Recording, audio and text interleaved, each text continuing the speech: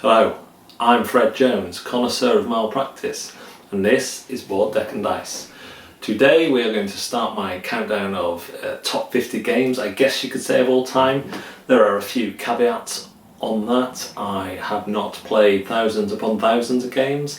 I have probably played somewhere in the region of 200 to 300 games, so a top 50 has to take that into account.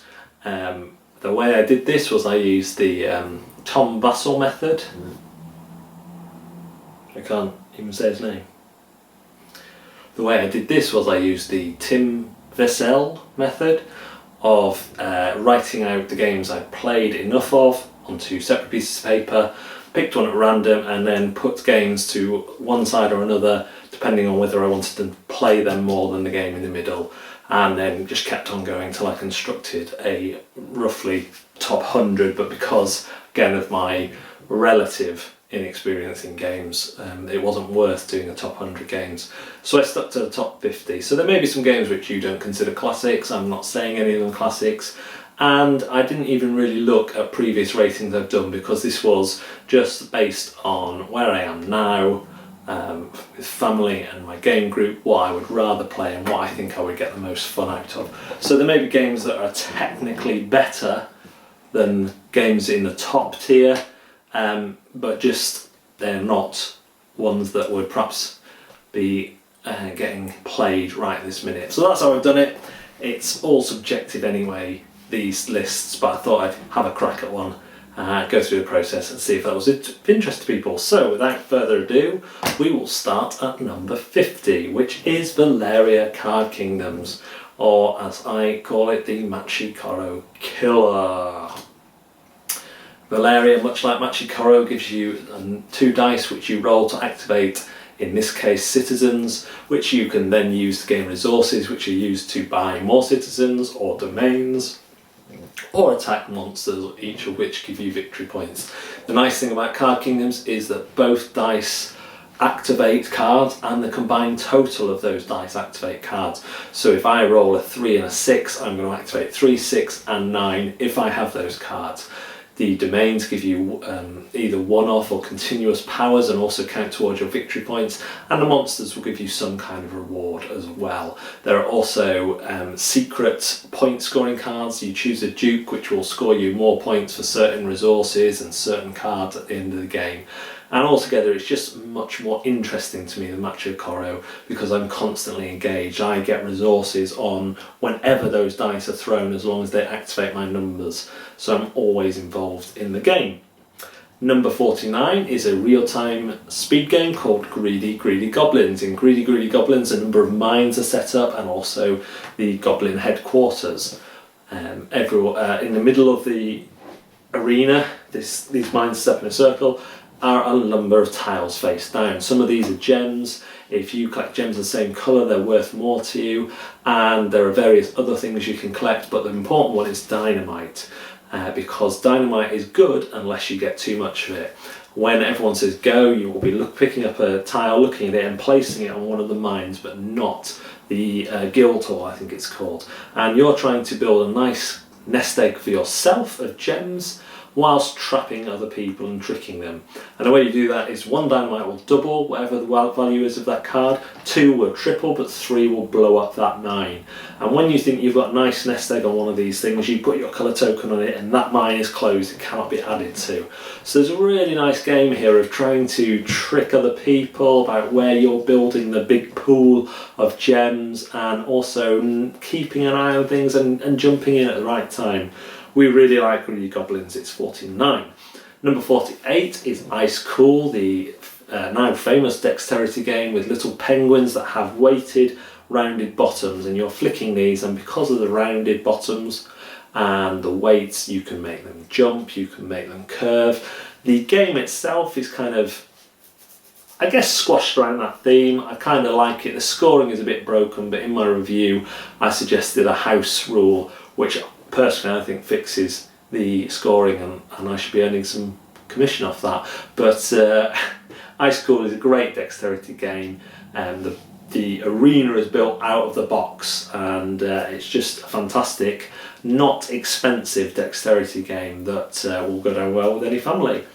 Number 47 is Dice City. Dice City has kind of been compared to Machikoro because they've got dice and it's city building, but really it's a very different thing. You all have a unique player board with 1 to 6 down this, the colours down this side, 1 to 6 across the top, and you throw 5 dice of different colours and then you put them like a spreadsheet or graph onto the relevant area in your city, and you will activate or use that dice. If you don't want to activate what it's on, you can use it to manipulate the other dice and account for luck, and then you're using any resources you gather to build up better locations on your board.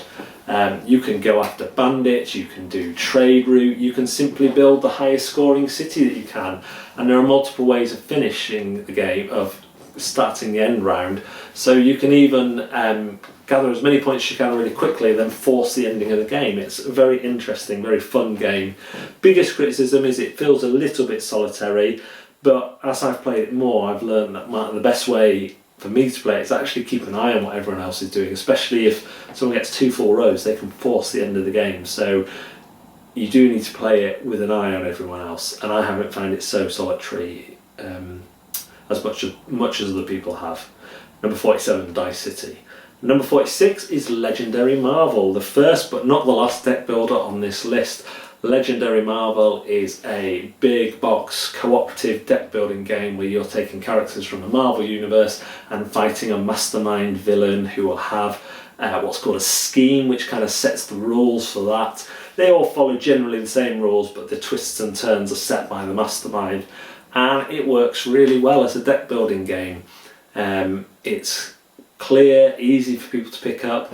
The biggest complaint I have with it, and perhaps the reason it doesn't score as higher as other deck builders, and the reason I haven't learned to speak yet, the reason it doesn't score as high as other deck builders is mainly because of the setup and teardown time. This is a beast. You sort out all the cards and you shuffle them up, you dish them out, you choose which heroes, which villains, and that can detract a little bit, but that's the main negative on that one. That is number 46, Legendary Marvel. 45 is a 2-player game which I recently played called 7 Ronin. Now, silly tiny little component wooden ninja stars aside, I am really interested by this game. Both players have a hidden screen, one play the Ronin and one play the ninja, and they each have their own mini version of the map, that's game board map, and you'll be playing your Ronin or your ninja onto certain areas of that map, and what the Ronin are trying to do is protect the village. What the ninja are trying to do is go to areas where they can either overwhelm the Ronin or just be there when the Ronin aren't there, and if that happens at the end of the turn, they get to move into the village and activate certain powers. It's asymmetric, it's more easier to learn than I thought it would be, although some of the graphic design and icons could have been done better and could have been put on the little maps that you have, because you are doing a lot of this as you kind of map up the areas, look on the back of your screen to work out which powers you might activate or which the other team might activate. Which will get better with play, and it was interesting enough for me to keep wanting to play it. I really was intrigued by this one. 45, 7 Ronin, definitely looking forward to playing that again soon. Number 44 is a classic, and that is the game Puerto Rico, which is a game about planting and harvesting crops and then building up your city and choosing a role that you can use and everyone else can use, but you get to use it slightly better if you choose it first. It's a clever mechanism that if a role isn't chosen by anyone, it gets money put on it, so you're more inclined to kind of choose that next time. And yeah, just really blown away with this one. The components are pretty rubbish. I'd love to see a reprint of Puerto Rico. The components are very cardboardy, thin cardboard as well. But the gameplay is fantastic, and it's one that's stayed with me, and I'm often thinking about how I might do things differently.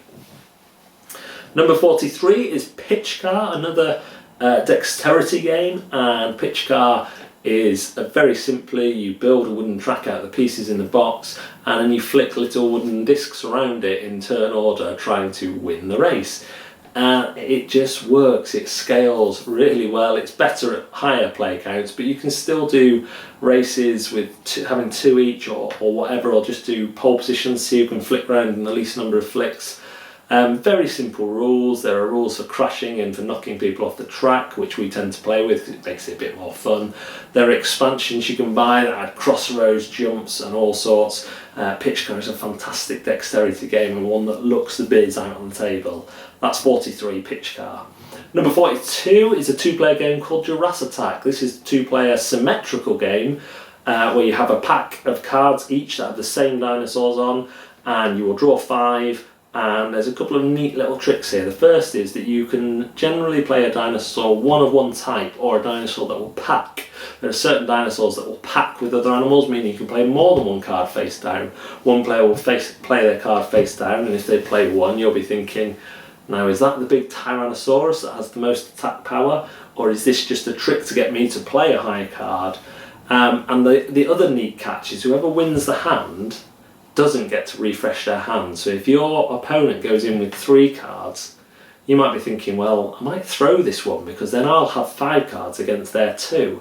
So it's really neat way of doing things. So some clever cards, eggs that add various rules in, and I really appreciate this as a 2-player game. So number 41, the end of this the first 10 of my top 50, is the classic King of Tokyo. King of Tokyo was my entry game into the board gaming hobby. I love the artsy mechanic. For those of you who don't know at this point, King of Tokyo has you fighting big monsters against each other, trying to destroy each other or collect the most victory points. The neat things with this are a Yahtzee mechanic. You're rolling dice to select what you do and push your luck a little bit. Do you want to attack everyone?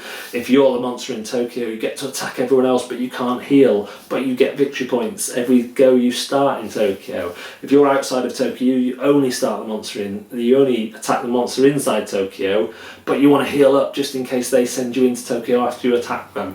It just blew me away when I first entered into board games, the board game hobby, and I still love King of Tokyo to this day. So that is my 50 to 41 of my top 50 games. Look out for more of these videos coming. Tell me I'm wrong. I probably am wrong, but these are my top 50, and you might find some that you haven't tried before. Thanks very much for watching. This has been Board Deck and Dice, and we'll see you next time.